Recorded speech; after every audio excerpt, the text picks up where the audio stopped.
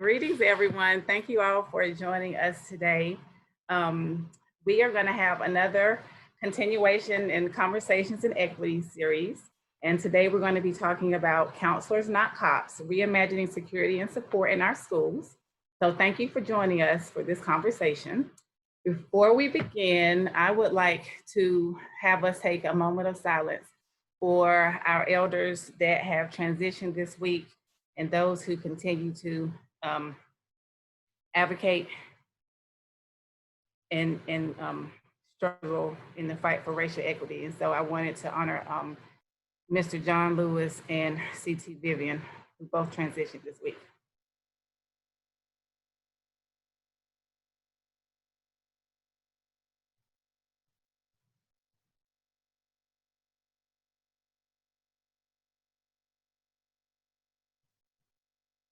Thank you. So the title of tonight's conversation is Conversations Not Cops, Reimagining Security and Support in Our Schools. This conversation is being sponsored by the NAACP Youth Council and the NAACP Education Committee, as well as the Campaign for Racial Equity and the Hannah Ruth Foundation. So I would like to begin by having our panelists introduce themselves. And we will start with Ms. Barbara Fetters.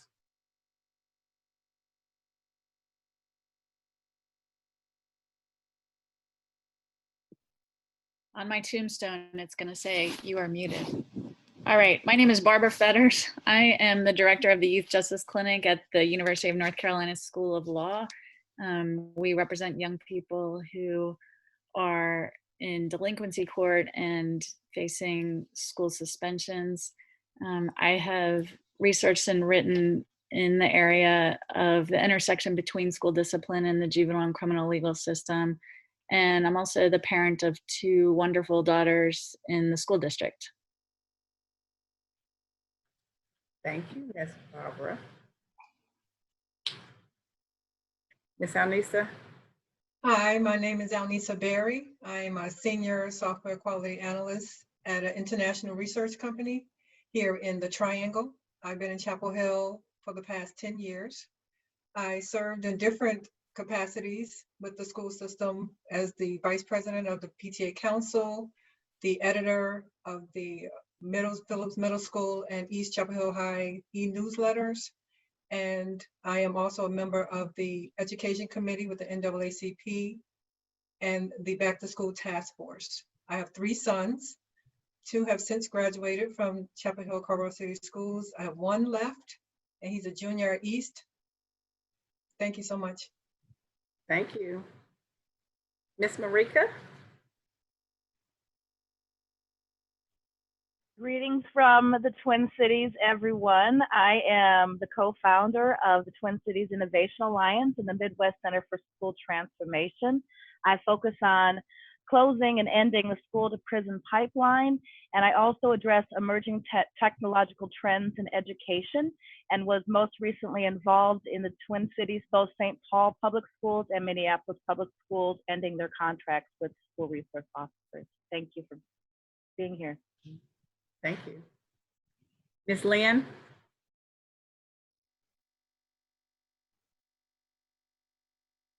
Good afternoon, good evening, everyone. Thank you so much for having me. I bring you greetings from the great city of Chicago. And I am founding member and co-chair emeritus of a wonderful parent advocacy group called Power Pack, Parents Organized to Win, Educate, and Renew Policy Action Council. I also serve as founder and executive director of the Woman of God's Design Ministry, where we advocate on issues including the school to prison pipeline and anything that inhibits women and girls from having the life that they deserve. Thank you. Ms. Mia. Hi, my name is Mia Davis. I just graduated from Chapel Hill High School, and I've lived in North Carolina since 3rd grade, so I moved here when I was like 8.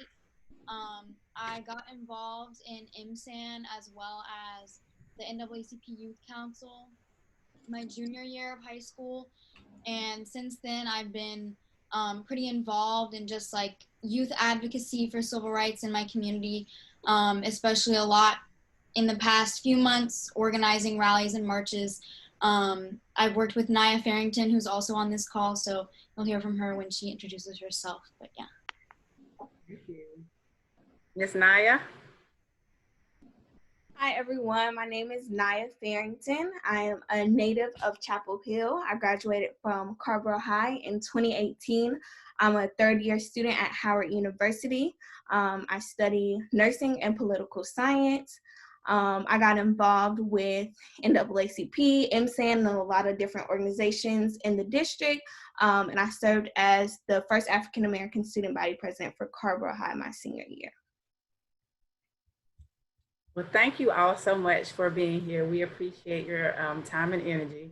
My name is Bonita, and I will be guiding the conversation for tonight, but I do want it to be a conversation, not a monologue. I want us to be able to join in together and build off of one another, learn from one another, and speak up, and I'll have voice and say so in this conversation. So I appreciate you all being here. First up, we're going to hear from Miss Barbara. And Ms. Barbara, before you begin, I just want you to know that some of the questions that we had come in, we're going to answer as many questions as we can. And of course, we will not be able to get to all of the questions, but I wanted you to know, Ms. Barbara, that some of the questions talked about research and what does research show about the effects of SROs on our students and in our schools. So as you give your presentation, if you could work that question in for our listener, we would appreciate it. So thank you, Ms. Barbara. Sure, not a problem. And I should say that the slides that should be up here, I am happy to make available with anybody who emails me. And if anything else comes up and folks wanna just shoot me an email, my information is on the UNC School of Law website. So the last 4 months of protests against racist police violence have spurred school districts in a number of jurisdictions around the country to rethink how we define safety, whose experiences of safety we prioritize, and the most effective way to ensure safety in our schools. I'm glad that this community has begun to engage in this rethinking. I'm so honored to be part of this call tonight, especially with all of these agents of positive change, as we collectively, as the title says, reimagine security and support in our schools. Next slide, please.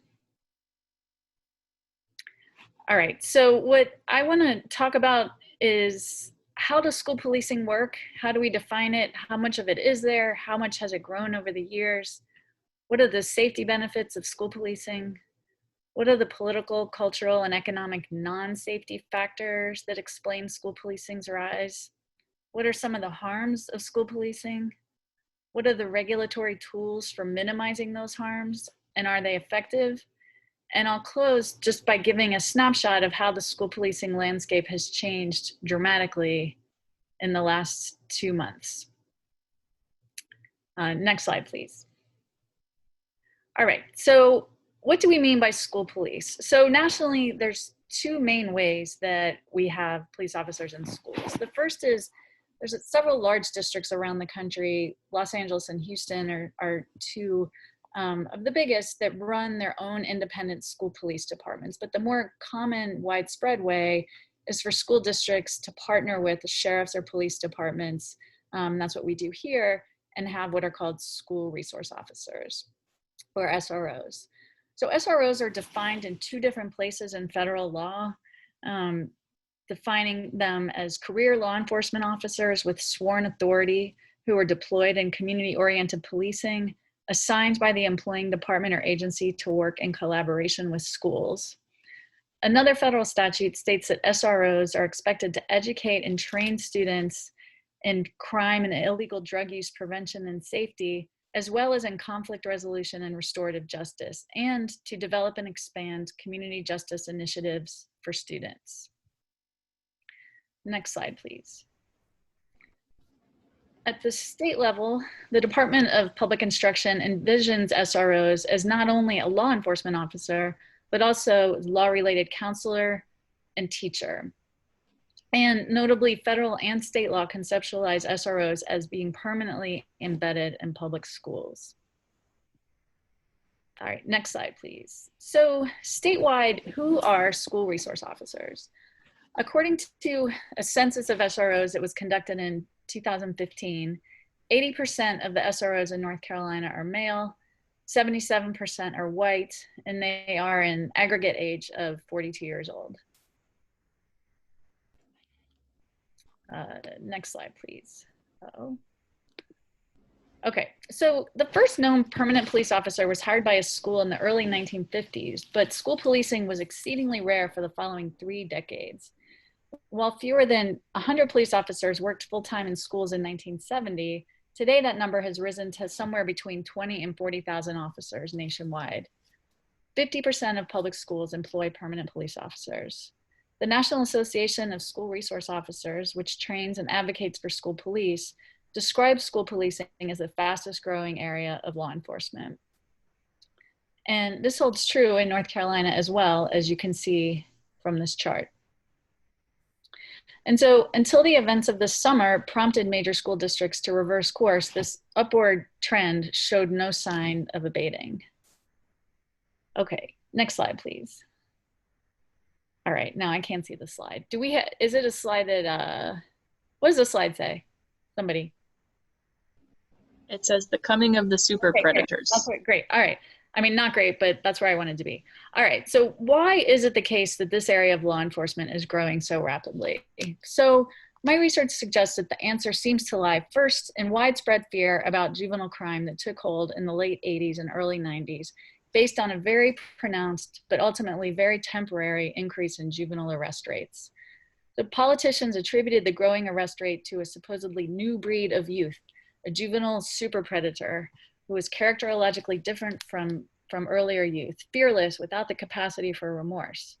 And although arrest rates were up among youths of all races, the super predator was portrayed in the media almost exclusively as a young Black male.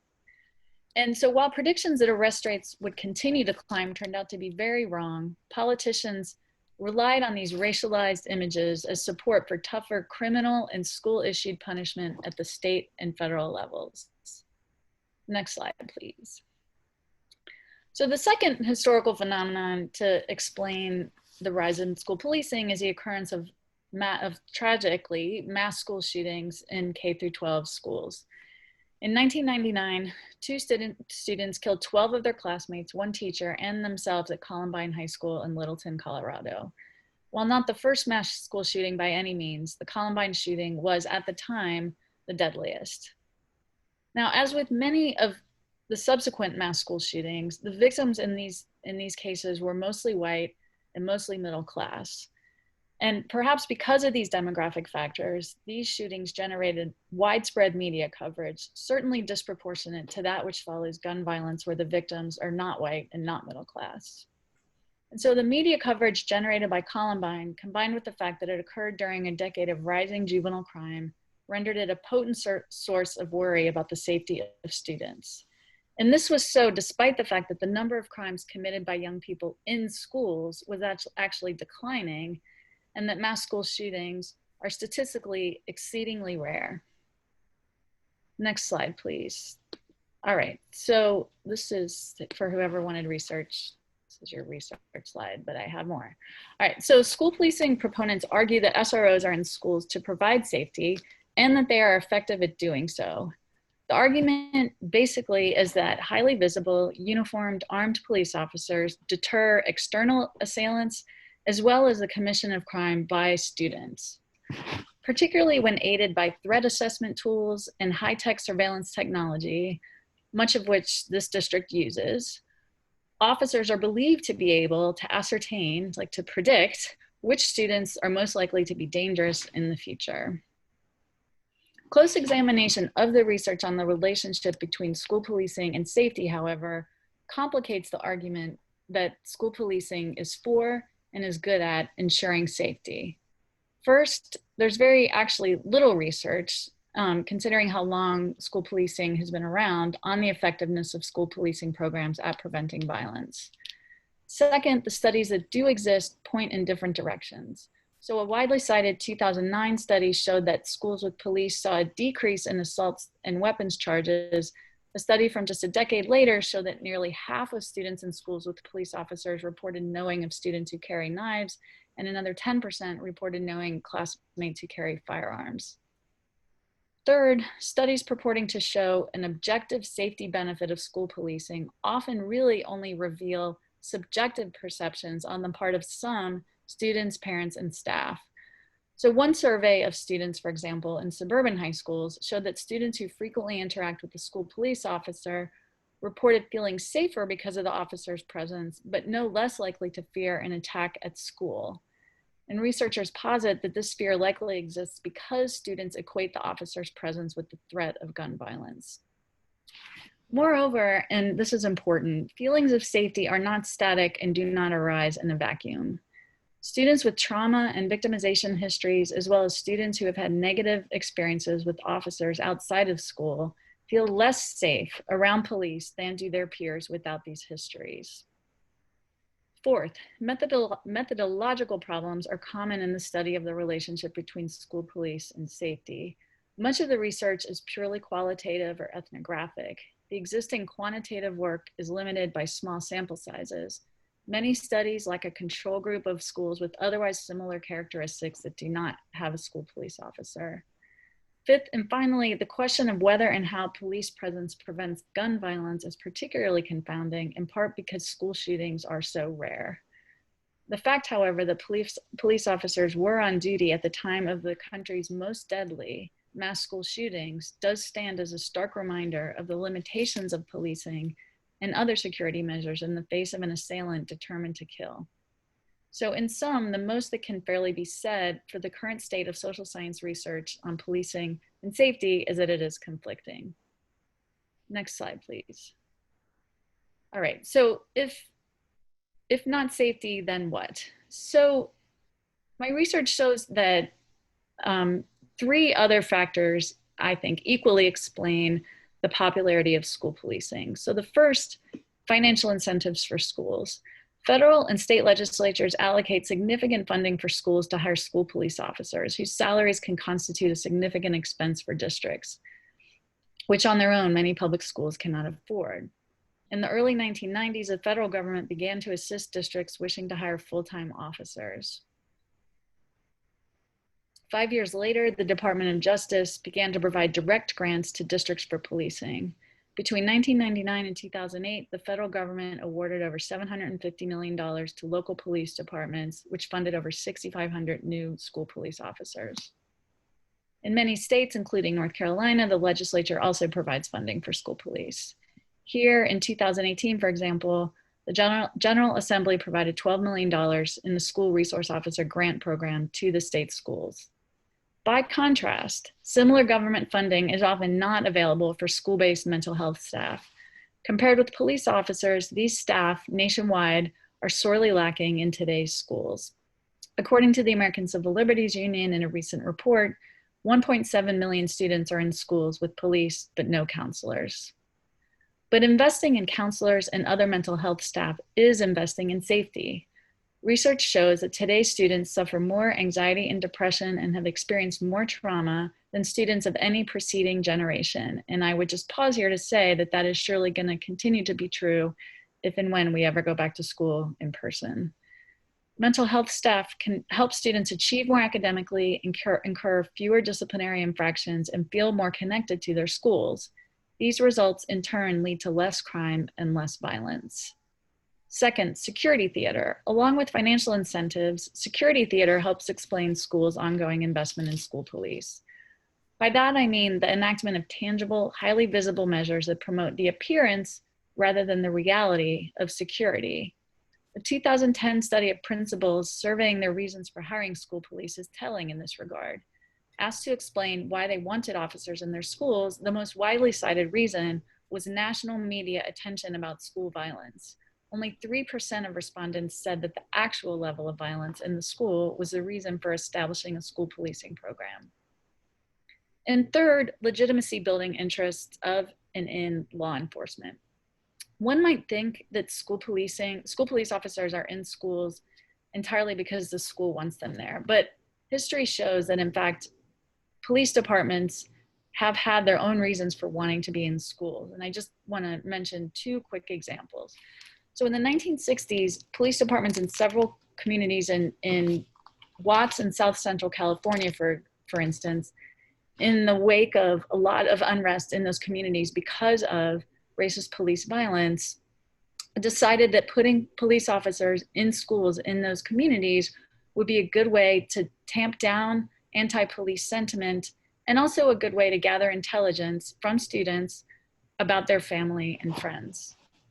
Similarly, in 1971, as racial tensions flared during a time of court-ordered desegregation, Charlotte, North Carolina high school launched a program entitled, for real, Officer Friendly, which was also explicitly created to improve students' attitudes toward police. Next slide, and I'm going to move quickly here because other people have lots of interesting things to say. But just briefly, the harms of school policing. Folks already in the introductions have mentioned the school to prison pipeline. This is a phrase generally used to refer to a constellation of practices, punitive discipline, high stakes testing, fiscal austerity measures, and school policing that combine to push students out of schools and into courts, jails, and prisons. And nationwide, studies show that while the safety benefits of SROs is far from clear, what is clear is that schools with embedded police officers are much more likely than other schools to have their students sent to court, and particularly for low-level crimes, especially disorderly conduct. Now, I should stop and say that it appears, at least from its self-reported data, that this district does better than many on this scores, that the number of arrests made by SROs is comparatively low. But SROs have a number of tools that they can and do use to ensure compliance of students that can be quite traumatizing. There's physical hardware, handcuffs, tasers, there's verbal intimidation, and these tactics nationwide are overwhelmingly used against students of color, especially Black students, especially young Black men. Second, interference with school governance. This is perhaps a less obvious harm than the school to prison pipeline, but it's important to note, I think, that the school police officers ultimately, while they're stationed in schools, they really work for the police, and that's who they're accountable to. And so while districts can and do, this one does, have agreements with the police officers about what they're going to be doing, ultimately school police officers are free to carry out their work as they see fit with the same range of tools and tactics available to them as in any other environment. Effects on pedagogy. So I mentioned earlier that the vision of SROs is that they do more than traditional law enforcement, that they're counselors and they're teachers. And while this sounds benign, I think it can be problematic. Counseling and teaching are highly skilled professions, and to suggest that police officers are equipped to do them just because they want to is troubling. Finally, school is a place to learn, and we know that students learn as much from the hidden curriculum, the customs and culture, the habits and practices of a school than what they learn in their formal classes. And when SROs are routinely focused on students of color, what message does that send to a school community? I believe that all of our students are unfortunately potentially absorbing messages about who is dangerous and who is not that stem from our legacy of structural and institutional racism. Finally, what are the tools available to regulate legally school police, and are they effective?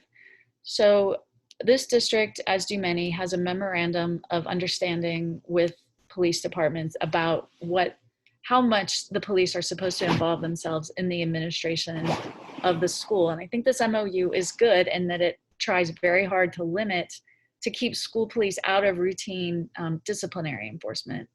But often this is just guidance, and these are not contracts that are enforceable by members of a school community, and they cannot constrain, in the end, police discretion. Criminal procedure doctrine. Students have constitutional rights against the police. They have rights against school police, but school police officers can and do manipulate, for example, interrogations in schools to avoid having, for example, to give students their Miranda warnings. They might have a teacher or an administrator do the interrogating, because that person is not legally obligated to first let a student know that he or she has Miranda rights to remain silent. And selection and oversight, my understanding is that the ways in which school police officers end up in schools is that they ask to be there. I'm not aware of there being any kind of selection process that the community is involved in, and nor am I aware of oversight capacity from students, parents, teachers, administrators. So next slide, please. And this is the last slide. I mentioned that school policing has grown for the last 30 years, and it had seemed to be on a just steadily upward trend. But in the last month, we have seen multiple, this is just 5 examples, but big school districts cancel, and we're going to hear from one of our speakers who's going to talk about this and what happened in Minneapolis, cancel contracts with police departments to have school policing. And so I think this is a moment that may not come again for a long time, of people fundamentally rethinking, as I said at the start, safety and how to provide it. And I think it would behoove all of us to see what these other districts have to teach us. Thank you.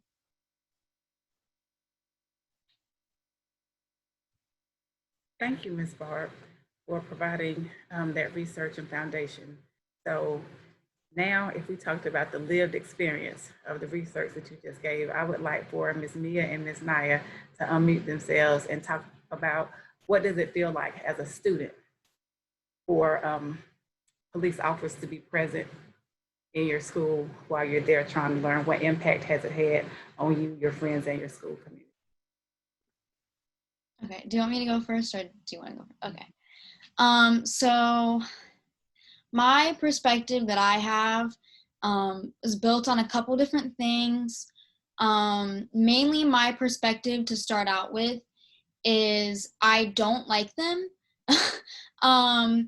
I think that it does a lot to contribute to just criminalizing Black people, and you're raising kids to become adults that are going to further that process. And it's just enabling racism on a lot of different levels. So for me personally, the only experience that I had directly with an SRO was in 7th grade at my middle school. I was falsely accused by one of my friends for a number of different things. And he actually was the one who was called in to deal with the problems, in which case it would have been a lot more fitting for a counselor to actually deal with them, as it was a conflict between me and a friend. I just felt like it was weird. And then later, my parents actually found out that the SRO was friends with the other person's mom. So he was directly biased in the conflict and in mediating it.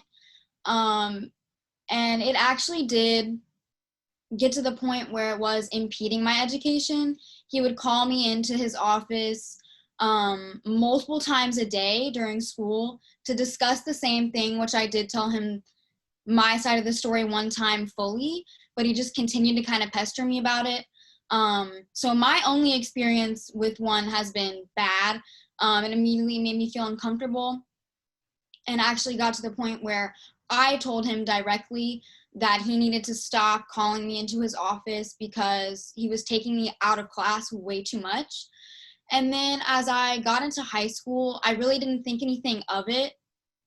It kind of just went on how it went on, and that conflict was resolved in a way. They kind of just left me alone after that.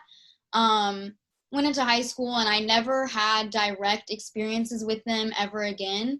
But I can say personally, for me, they don't make me feel safe. In high school, one thing that I blatantly noticed in terms of discrimination and more bias is that I've seen one of my friends, actually, former friends, got in trouble doing something at school that was very illegal on school grounds in the building.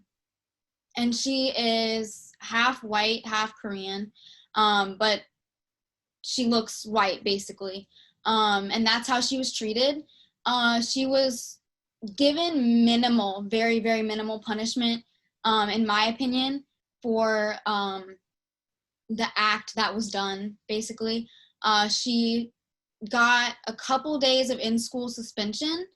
And then I see the other side of it where I've seen multiple of my Black friends, especially Black males in the youth, have done things off of campus where the officers have actually followed them, and they've been suspended multiple times or sent to Boomerang for things that were a lesser offense. If you're looking at it in terms of legally, or like in the school handbook, it was a lesser offense and they were sent to Boomerang or suspended, out of school suspension, not in school suspension, which is what the other girl received. So I've seen blatant bias based off of race and ethnicity, and also sexism, I do think is a thing with that as well.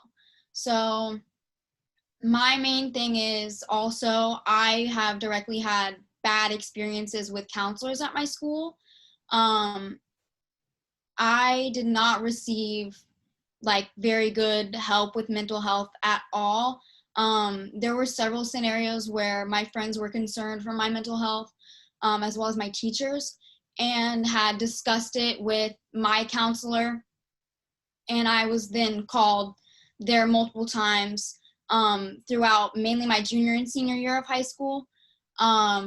Mainly my junior year, really, is when it was. And I was required to talk to a social worker that works at the school and my counselor. And a lot of problems occurred with that as well.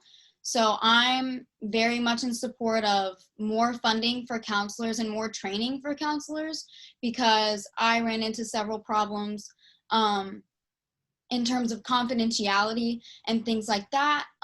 So for me, I think both sides really need to be worked on. And I think shifting the focus from SROs to counselors is really, really important, because both departments are extremely lacking.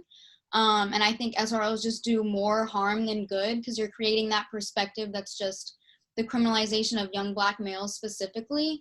And you have to think about the youth as the future, and you're raising these kids to become adults that are going to live in mainly white neighborhoods, and they're going to become the people that call the police on Black people just for entering the neighborhood and doing nothing wrong. So I've seen, I don't think I've ever seen an SRO taking away or dealing with, in front of other students, a white student, ever.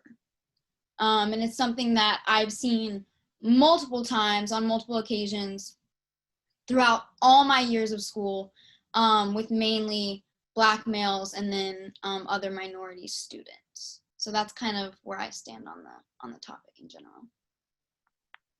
Thank you, Ms. Mia. That speaks a lot to the hidden curriculum and messaging that Ms. Barb spoke of. Ms. Naya? Yeah, I agree with everything that Mia said. I just want to draw a little attention to the often underrepresented, misrepresented, forgotten about Black girl and the relationship that Black girls in school have with school resource officers. In my experience, we already know how terribly written our code of conduct is in Chapel Hill-Carrboro City Schools, and how disproportionate it can be for Black women and Black girls. My experience pretty much was in middle school. Like Mia, I had a kind of different behavior in high school, if I would say, but a lot of it had to deal with insubordination and disrespect.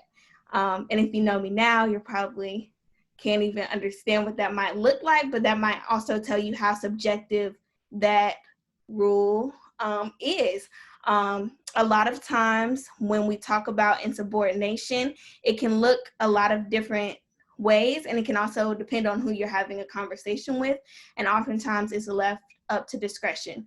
I know in high school, there were so many times where my best friend was super passionate about what she was speaking about, whether it was in a history class or somebody spoke incorrectly about racism or sexism, and just voicing her opinion. And the same for me.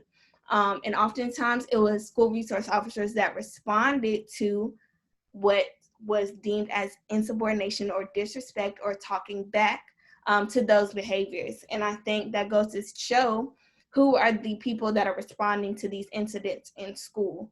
Also in middle school, it was a substitute, and it was a class full of Black and brown students for the most part. And we were laughing, having a good time. And before we knew it, it was the SRO at the door, and he had a sticky note. And he said, will the following students come with us? And we, of course, didn't know who he was coming to get, because for all we knew, we were in the class having a good time. And he asked us to come with him to his office. It was about 5 Black girls on the list. My name was one of them. And he pulled us into the office, and we asked what we were called in there for. And he said, you guys were laughing too loud and disrupting the rest of the class. But the whole class was laughing. But again, that goes to channel into this perspective that we have about Black women and how we treat them. And yeah, I just kind of want to put that on a lot of people's radar, because I think oftentimes people forget about the perspective of the Black girl and the Black woman and how we are treated in school. Another way that we're mistreated is from the dress code, but that's another conversation for another day. But things like that that are specifically targeted on Black women, you can see the data. We are suspended, and whether that's in-school suspension or out-of-school suspension for insubordination and disrespect, a higher number than any other race or gender in the school. Another thing is, if you think about what it is to be Black, and you think about the relationship that you have with the media when it comes to the police. Over the last month, that has been most of what I've seen on my social media, from George Floyd to Breonna Taylor and so many more. And I've been seeing that constantly. And I see police. When I open my phone, I see police doing that to people that look like me, to people that look like my siblings, to people that I'm friends with. And then I walk into a school where I'm going to get my education, and one of the first people that greets me at the door is a fully militarized dressed officer. How does that really make a student feel? If you're going in there to learn, to better yourself, and to just do what you have to do to make it through the 4 years of high school that can be so hard for some people, and that's what you see, that's often very intimidating for a Black student, especially if all of your interactions have been negative with the police, especially if you're constantly seeing police treat Black people terribly in the media every day. Is extremely intimidating. And the last thing I just want to say about students in Chapel Hill-Carrboro City Schools is when it comes to funding, and the funding that we put into school resource officers. And then you look at the funding that minority students in our district get. And then you look at the funding that minority student programs get. And then you look at the funding that Black students in this district that are trying to go to college. And then you look at the funding that is constantly put into the district that tells us that we're getting rid of an achievement gap that has been here for 20 plus years that is still here. And then you look at that funding and tell me what's wrong.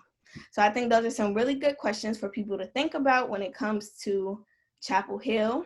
We like to consider ourselves a bubble, but I do not consider this is a bubble in that it's different, but it's not a bubble in that how Black people are treated. So yeah.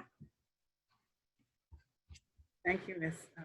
Naya, and thank you for uplifting the thoughts and ideas around criminalizing normal childhood behavior and how the presence of police officers affects our learning environment.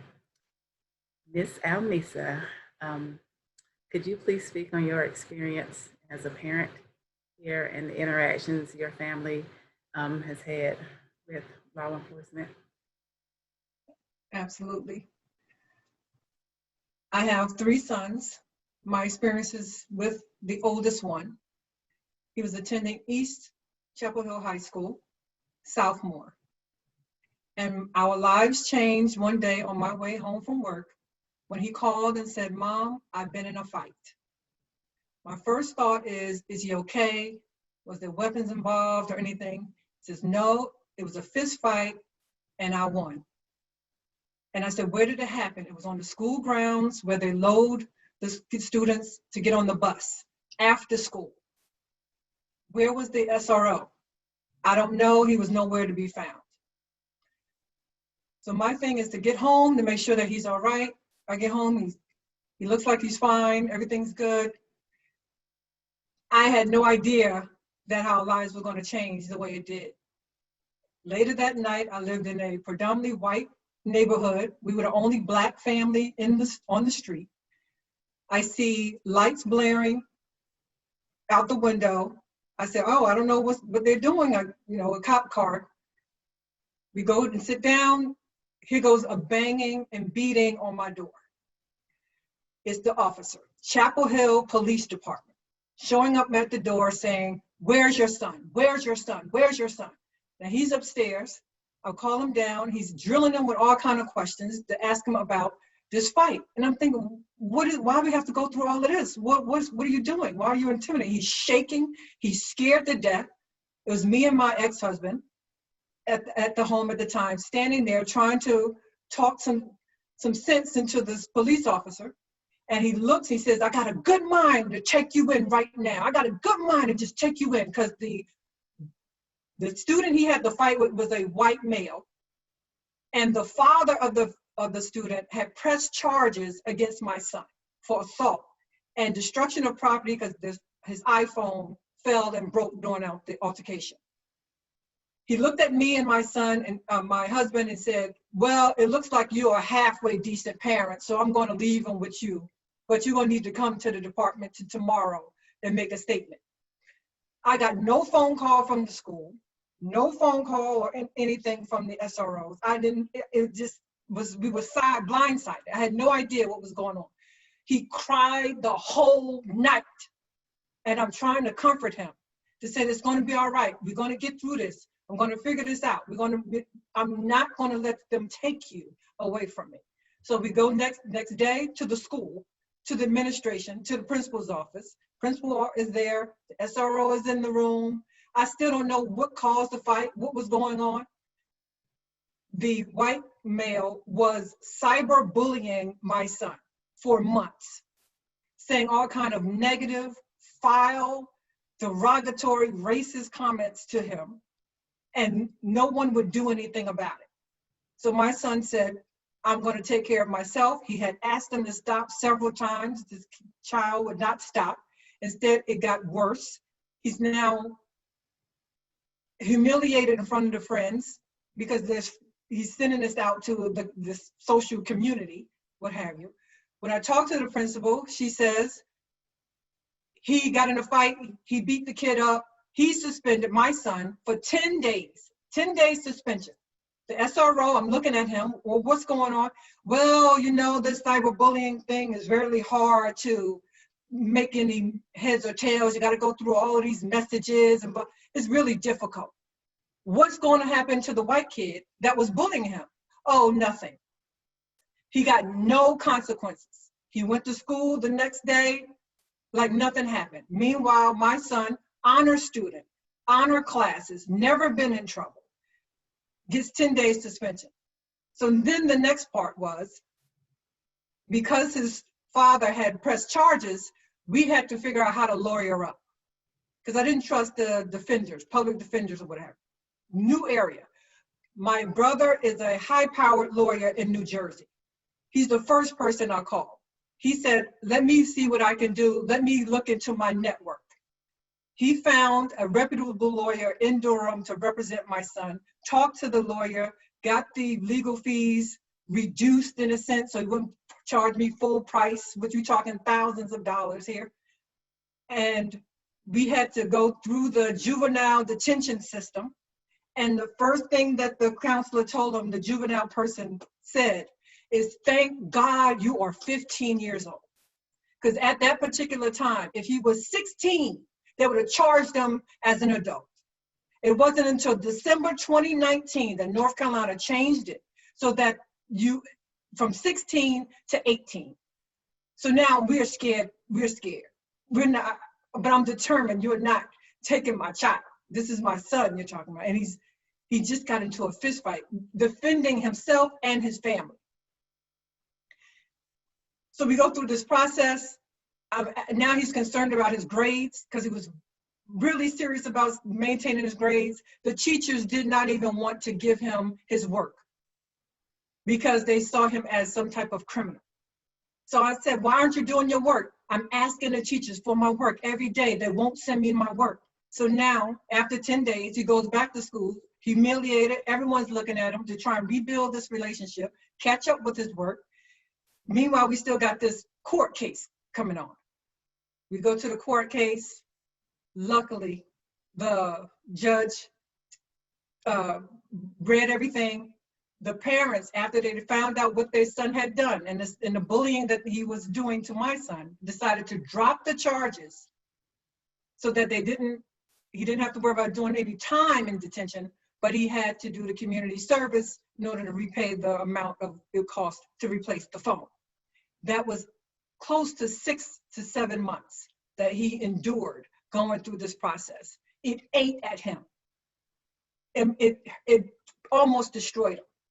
And I'm just trying to talk to him. I am just fortunate that I had the resources with my family to help me with that legal navigation. I am fortunate that I'm a professional, that I had a job that allowed me to take days off to go to the lawyer and to take him to the counselors at the juvenile and all of this. I am fortunate that I had a little rainy day fund to pull from in order to pay for the legal fees. I was just so fortunate.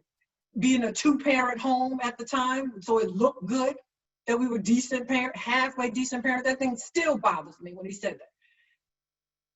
So many of us are not as fortunate. And he was able to graduate from East, go to UNC, graduate from UNC with a bachelor's of science in computer science, and now he's working and he's doing okay. But even in college, the effect that it had on him mentally started to surface. And we had to try and get him more resources in order to help him to get through that. Because all he could see is, why do they hate us? What have I done? I'm just trying to get an education like everybody else. He did this to me. Why is he not having any consequences whatsoever? Why does he get to walk free? Meanwhile, you're trying to take me to jail for a fist fight. It was so unfair. And that's when my eyes opened, and that's when I became more diligent into getting into that school system to try and figure out what's going on behind the scenes, because I got 2 more coming in behind him. And I did not want to repeat performance of what we had to endure with my son. And I wouldn't wish that on anyone, to have to go through the fear of someone just snatching your child. It was really hard. It was a very, very hard situation. I appreciate you sharing that, Ms. Alnisa, and we can still see that just the effects of that incident are still with you.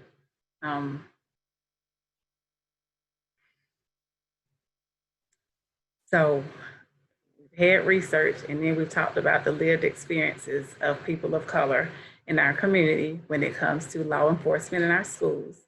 I would now like to hear from Ms. Marika about the community-based work that she's doing in her area, what it looks like, what are her thoughts around SROs, and like, is this something that all communities of color are facing? Like, I'm sure you are working nationwide, giving talks. If you can also share a little bit about, is this situation unique to Chapel Hill? Like, what is it looking like nationwide with the relationship with people of color and SROs? Thank you for having me today. I feel privileged to be on a panel. I just want to take a moment to digest what was just shared, because that's why I got into the work, and that's why I started organizing in the Twin Cities, because it is a mirror of what has been happening here. Listening to the data story and the timeline of how they came into our space, up until today, where in Minnesota, based on the murder of George Floyd, policies started changing and shifting. But I would hate for people to walk away to think that it was simply the murder of another Black man by police that shifted this work. There was a lot of work that went behind it, but I just want to bring up 2 points that I really pulled from the data and the young people and the parent, is that a part of the challenge that we are really dealing with is the adultification of our children, and particularly our Black, Brown, and Indigenous young people. The adultification where people think that they appear much more adult or will respond in much more adult ways, and yet we know that the ways that they respond are developmentally appropriate. I think of Monique M. Morris, who wrote School Pushout, that talked about Black girls and their relationships with SROs and the adultification. I think of the criminalization of both parents and young people at the hands of school resource officers. And I think about my personal experience here in the Twin Cities, not just with Minneapolis, but with St. Paul, but with our own kids here, where we had a 15-year-old and had to go up to the school. He's 6'2", and was responded with as an adult, even though he was a young man. And so how I got into this work was around closing the school to prison pipeline. So the timeline that I've worked on removing police in schools and counselors not cops has been since about 2014 through 2020. And I want to share that timeline with you, the data, the policies, and the practices that brought us to where we are today, hopefully to inform the conversation you're having as a community. And maybe you can avoid some of the pitfalls that we got entangled in order to move and advance our practice around safety and security and what our real definition is here in the Twin Cities. So in 2014, it was flagged that there was disparities around the use of school resource officers and Black and Brown children. The data we collected bore that out. And we did an overhaul of the school handbooks, the district handbook, the district policies. The board adopted new policies where they were going to invest in training, more training of the SROs and culturally responsive practices and restorative practices. They hired a restorative practices coordinator. They ended any contracts with private security organizations to address the overarching issue, which was school climate and the role of school police. And so our approach was really to understand where the issue was showing up, and we found out that a lot of the times that our administrators were calling the SROs into situations that were not appropriate. So we had SROs that were arresting students for stealing a juice box out of the lunchroom. We had people arresting young people in similar situations where there was cyberbullying or some type of bullying and it was a one-sided response. We saw that in situations with diversion that Black students would be involved with an SRO and they go to diversion, and white students for the same activities and behaviors would be assigned by a mental health practitioner to go to diversion.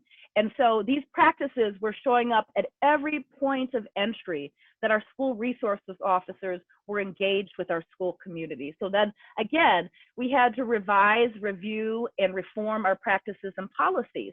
So that was between 2014 and 2016. We did community engagement, we did our work. And then we found in 2016, the district developed a tool called the Equity a Diversity Impact Assessment. So it was a tool for our school to examine the policies that we had in place and how they particularly impacted Black, Brown, and Indigenous students in our districts. So we had done this pre-work where we were going to get folks trained up, we were going to make sure the roles of SROs were clear, and that doing all of this reform was going to shift the data and make a reduction in the harm that was caused with the SROs.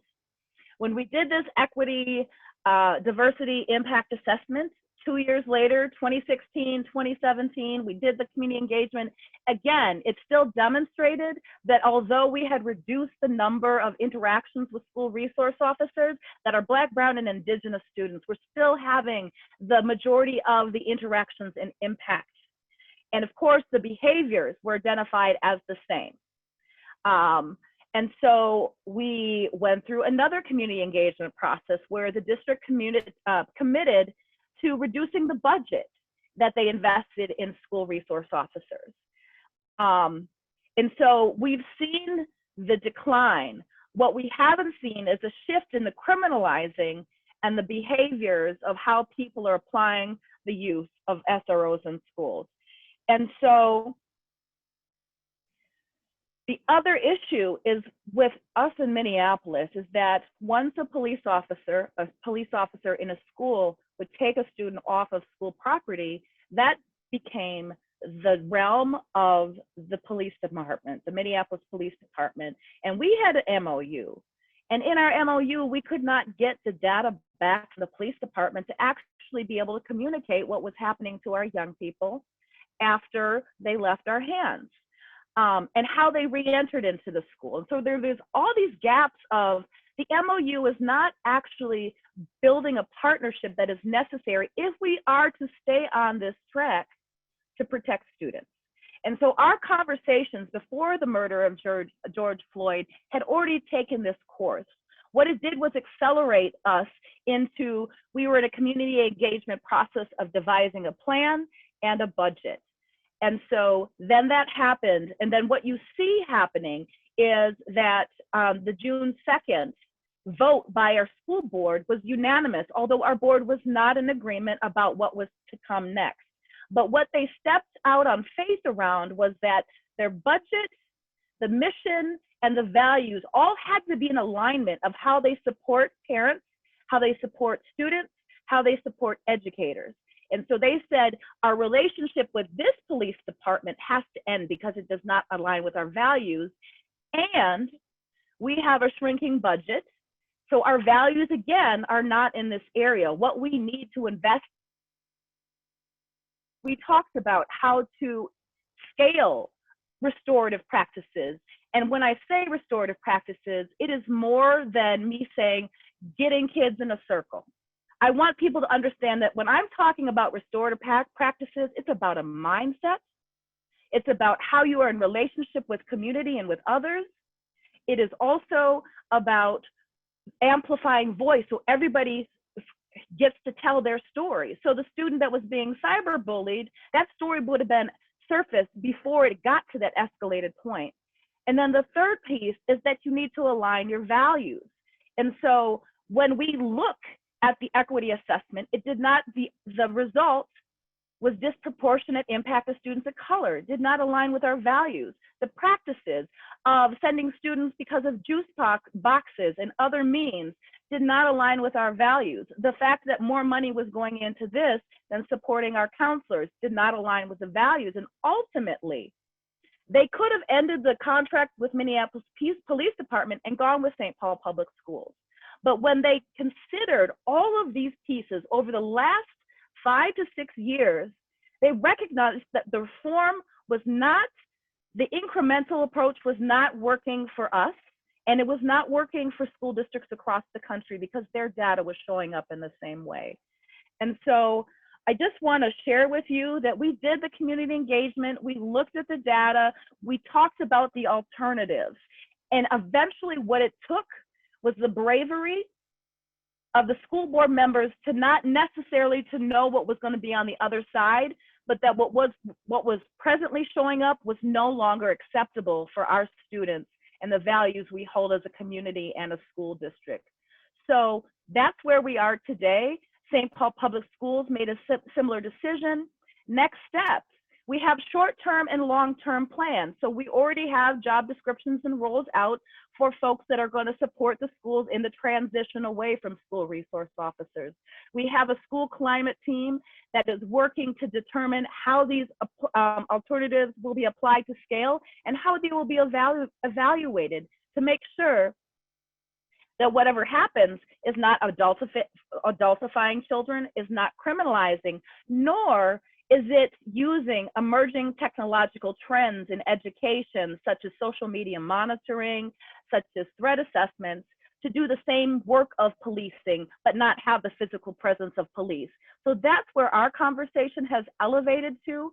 And I'm so excited to hear from Lynn, who is going to share a remarkable program that they have in Chicago around their peace centers, because we also partner with folks across the country that are doing remarkable work, and you are in very capable hands, so I'm going to pass it off. Thank you so much.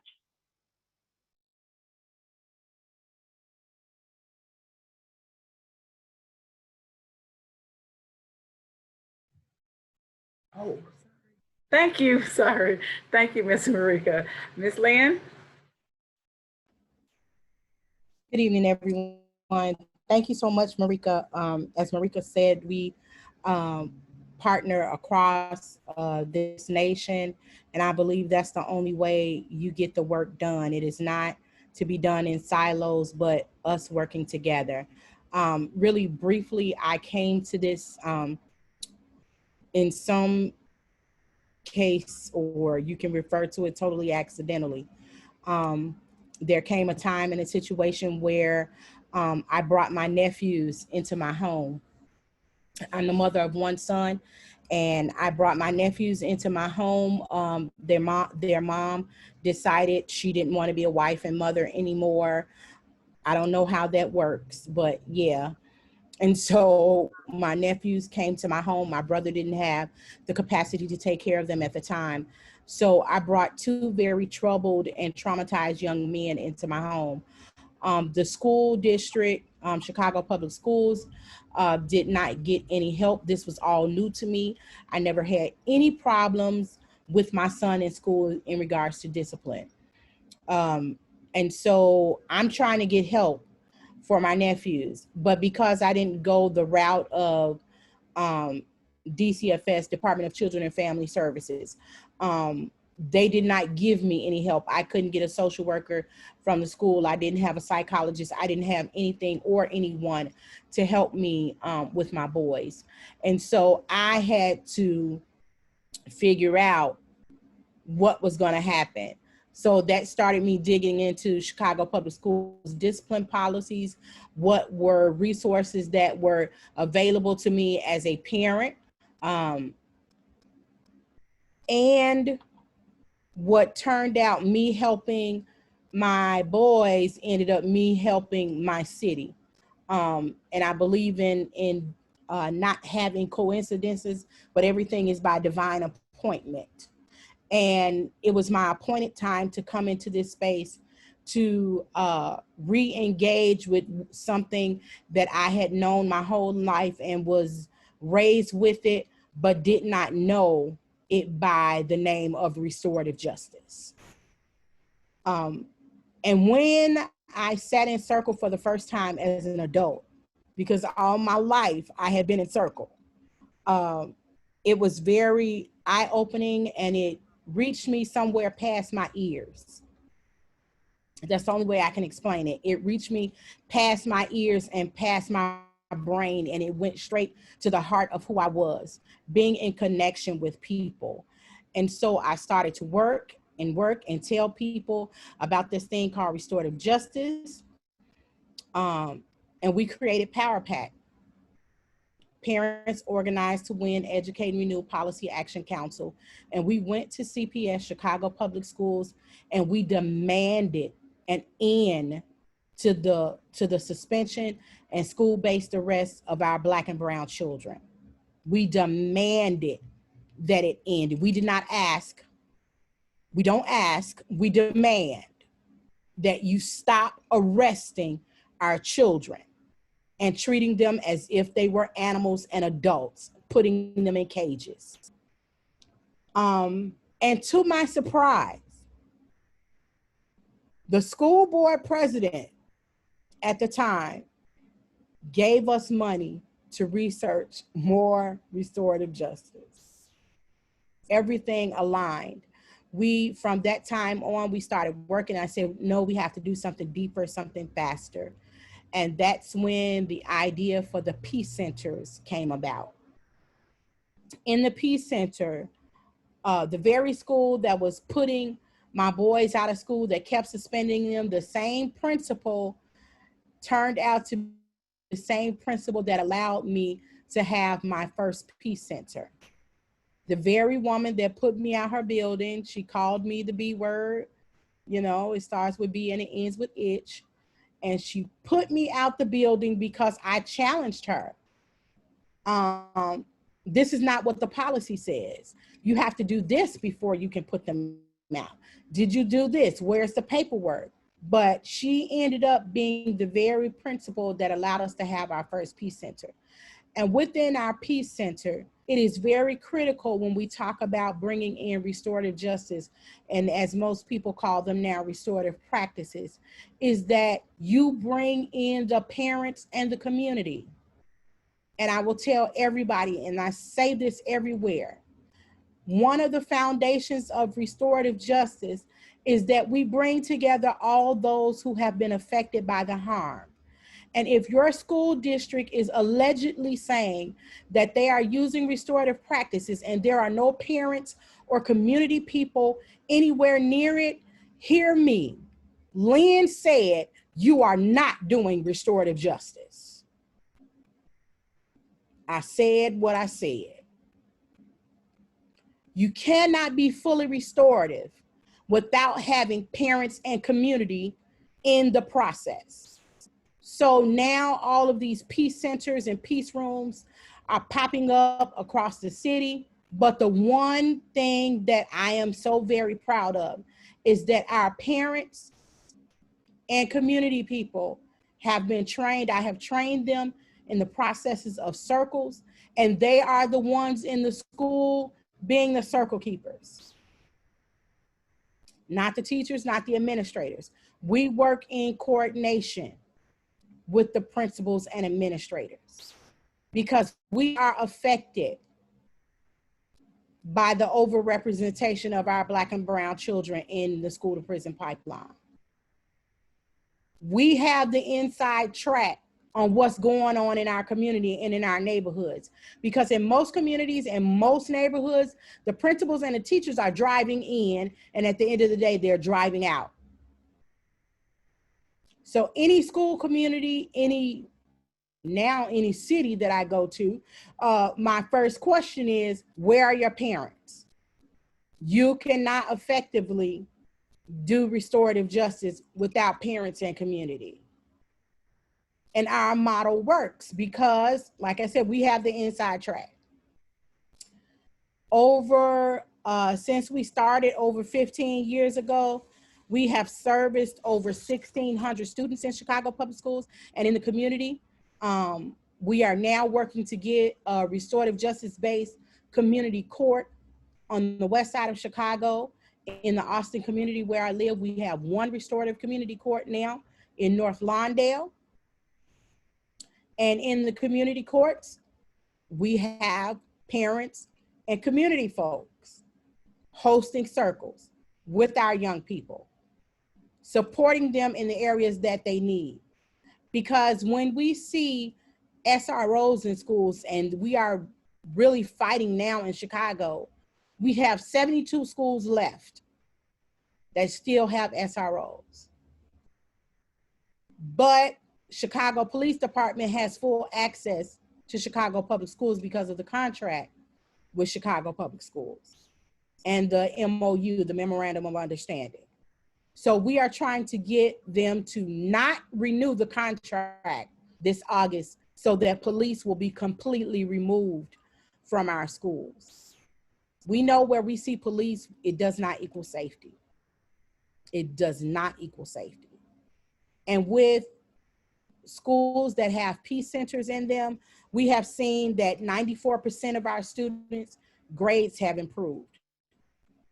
84% of them have improved attendance. The students and the parents report that because of their interaction with circles and learning how to build relationships, they have better family dynamics. It is very important that you bring the family and the students together inside of the school district. It works. It works. Our teachers and administrators, 79% of them say that when you have a peace center in your building, everything in your atmosphere improves. Having the parents in and out of the building, the community people in and out of the building. Children respond when they see me on the corner because they know they just seen me in school. And it's also a plus that I don't work for the school. I'm just Miss Lynn that lived down the block that happened to be in their school because I can understand where they come from. Thank you, Ms. Lynn. Can you talk a little bit about how we can help our community and parents organize to build spaces that are more peaceful? Like, how do we organize to do that and work with our school system and, I don't know, maybe community members that are still in favor of law enforcement? First off, I think we're always going to have people who are in favor of law enforcement until we prove them otherwise.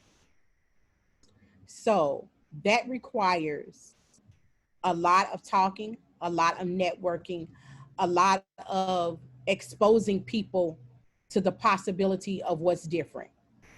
If you only have a hammer, everything is going to look like a nail. So we have to show them something different.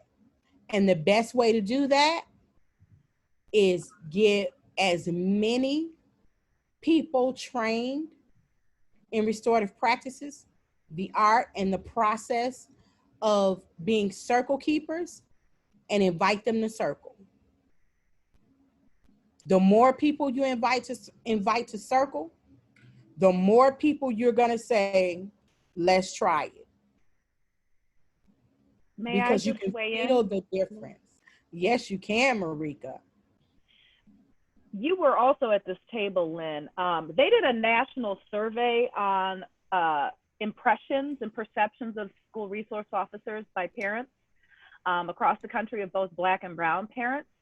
And the first time that they took the study, you found that more parents were landing on the side of police and schools, SROs.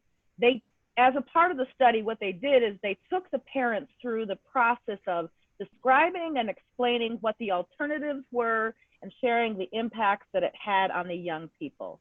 And what they found in that study, when we're talking about those people that believe in it, that many, I think almost like 60% of those parents changed their minds because what they were not able to do was, what is the tangible alternative that's going to work for us? And so until parents really clearly understand what is the alternative, how does it work, how does it cost, the conversation gets stuck in just being about safety and security. And so what I think that study tells us is that we need to do a better job of lifting up and giving examples of and having conversations around what those alternatives are. And that's really how we started our work in Chicago, is having the conversation.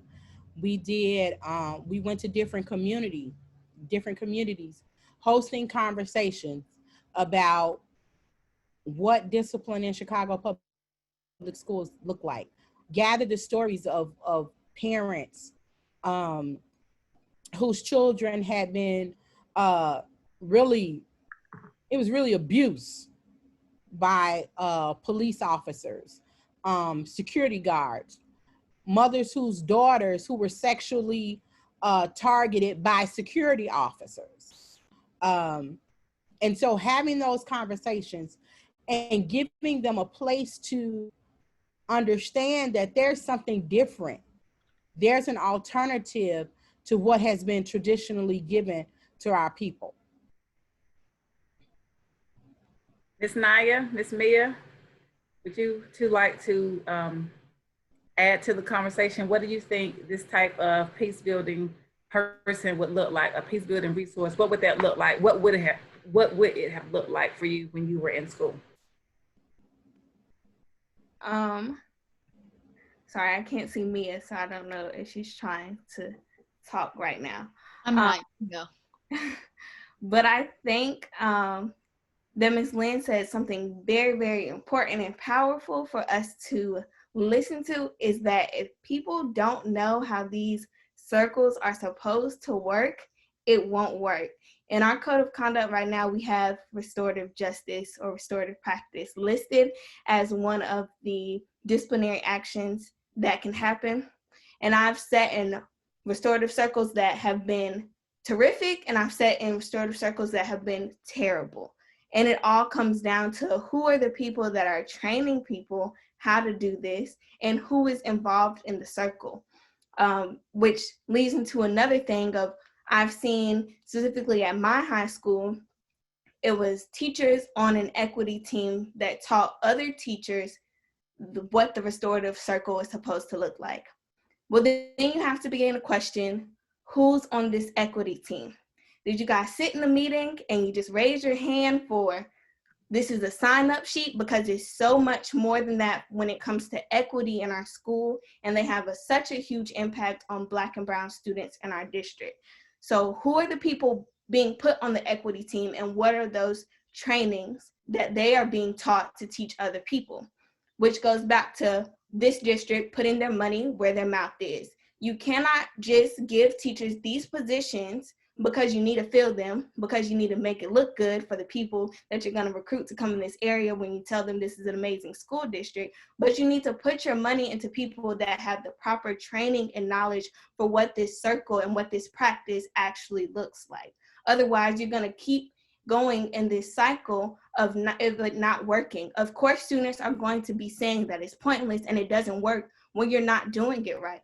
When something isn't working, of course you're going to say it's not right. That's life. That's anything that doesn't work. It's oftentimes it's not the thing that's broken, but it's the person that's putting it together.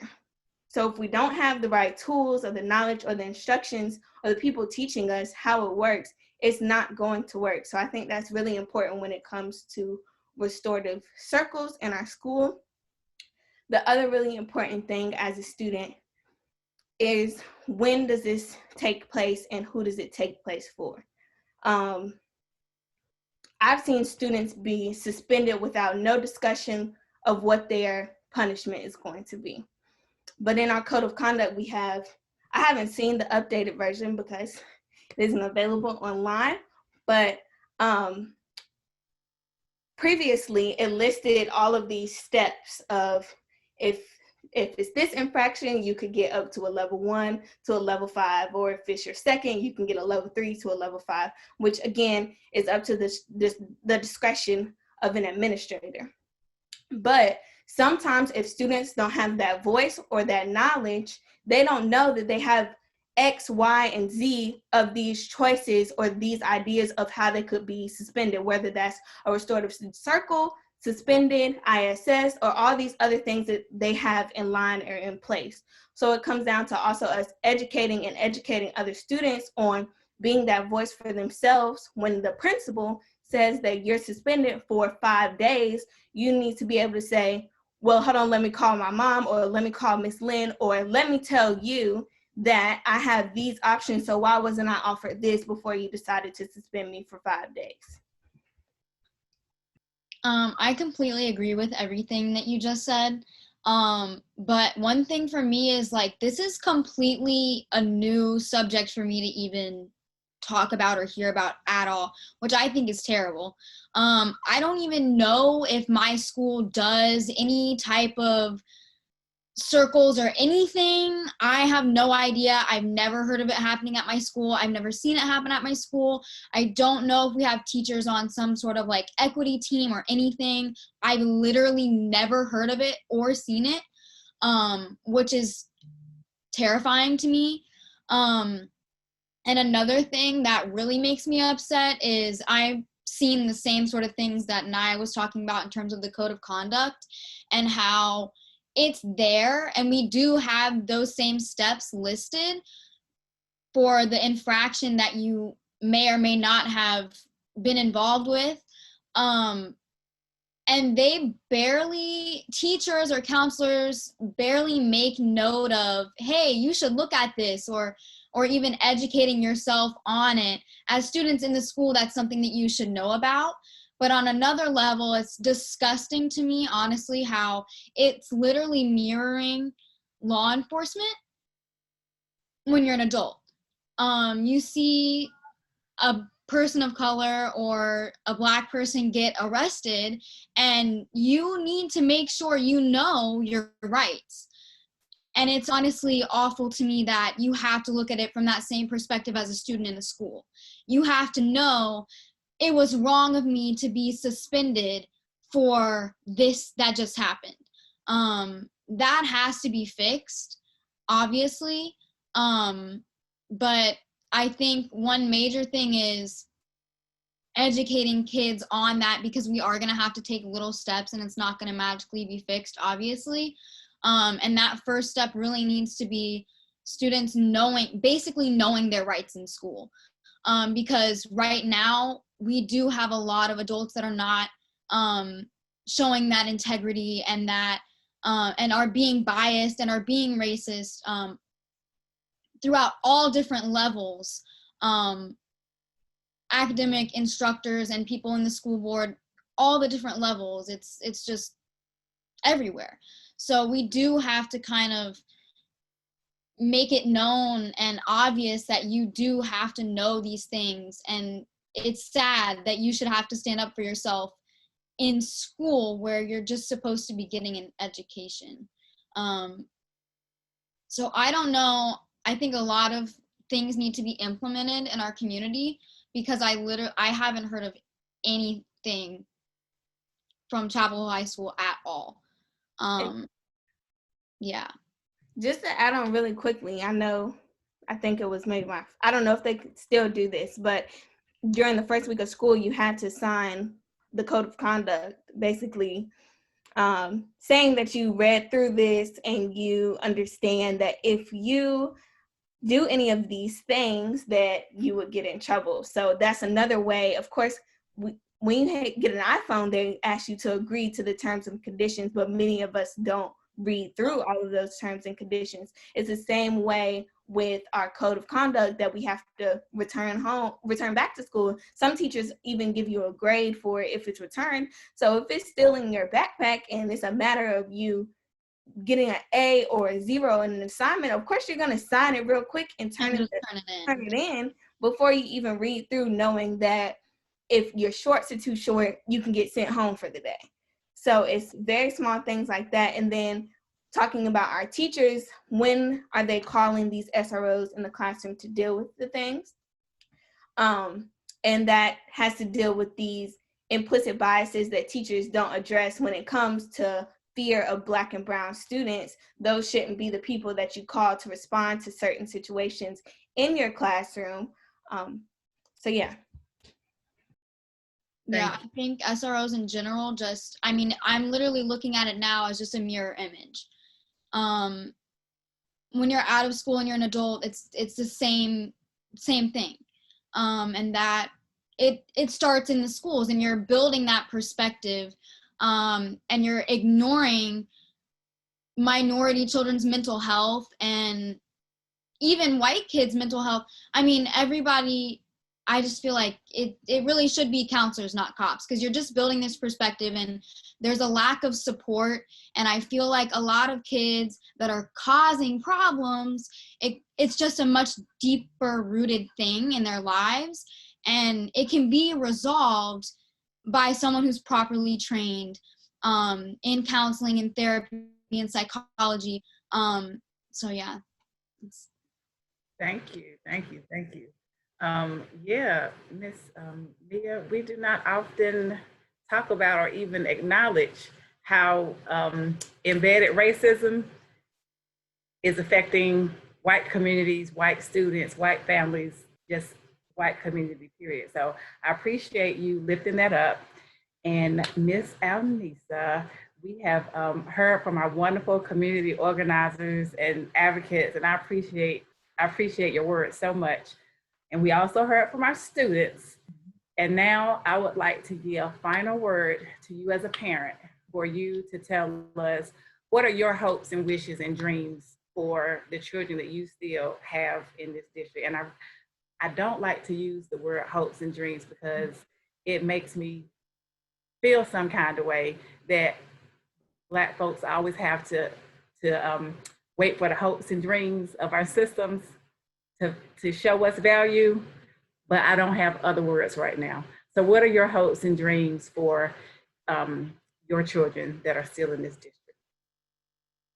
My hope is that it changes and that our children are valued, that are treated fairly and justly, that are given an equal chance to make it, because they see it. They see that they are not valued, that they are looked at as less than, they don't have the same rights as everyone else. I am tired of giving them the talk every time they walk out the door, going to school. I know so-and-so is your friend, but you can't do what he does because you're gonna get in trouble. You can't be the same thing as your friends are doing because you're gonna be looked at differently. I want our children to know that they are loved and they are worthy and that they should be respected and that they are human beings, that they are children, and that we as a community need to uplift them and show them just how much we care, that we just can't give up on them. And we just have to continue to fight and fight and fight until we can get this changed. Thank you. So out of respect for time, I'm going to go ahead and close tonight's conversation. I appreciate you all so much. The conversation, the compassion and kindness that you spoke with, but also a truth that we do not often share, and we don't often have these conversations in public. So I want to thank you all for uplifting a different perspective, and I hope that our community can be reflective and think about what looks like safety for one group of people doesn't always look like safety for another group of people, and so that we need to be aware about the consequences that our actions have for all of our students. When we're talking about being in alignment with our values, we say that we want to provide safety for all of our students. And so we just welcome you into having a conversation about what would that truly look like. And so there are a few asks for tonight. I have a community ask and a student ask and then a school board ask. So community allies, please speak up. Please stand up. We talk a lot about privilege here. And so privilege also looks like putting action behind the access that you have. So there's a school board meeting coming up Thursday where the school board will be making a decision about whether to renew the CHCCS contract with the police department. Please write into the school board to let them know your concerns, your thoughts. If you have other solutions that were not discussed, if you know of other places or districts that are doing similar work, please provide alternatives for our school board to help them make a very crucial decision right now. And then for students, we heard from two students three students that have sat with pain and hurt, that have sat with a message that I'm sure as parents and community members, we didn't want them to have to sit with, that was affecting their learning environment. So if students that have had a negative impact with police officers, SROs, or even school staff and personnel, please find a trusted adult to talk to and share with. As Ms. Alnisa said, we want all of our students to feel valued and loved and cared for. And we need to do a better job of making that happen. We need to do a better job of hearing you. So there is, and you all can write to the NAACP Youth Council if you want to share your story and experience. And then to the school board, We are asking that the decision to renew the memorandum of understanding with Chapel Hill Police Department is delayed until we can have further conversation and community input where we can develop a humanistic approach that is community-based, that is culturally appropriate, that is culturally relevant, and that does not place an extra burden on students and families and staff of color. We would like to sit down and have a conversation with you about what that looks like so that you too can make decisions that are in alignment with the mission to educate and provide a safe learning environment for all students in Chapel Hill-Carrboro City Schools.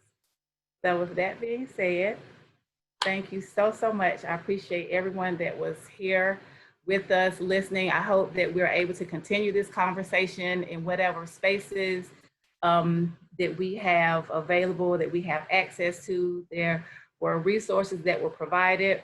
And if you all need more information, again, reach out to, there are lots of community groups that are doing this work, that are advocating, that are social justice advocates. There are students that are doing this work. And so if you could reach out and do what you can to support a more positive school environment for all of our students, where all students feel a sense of security and support. So thank you all so much. Peace and blessings.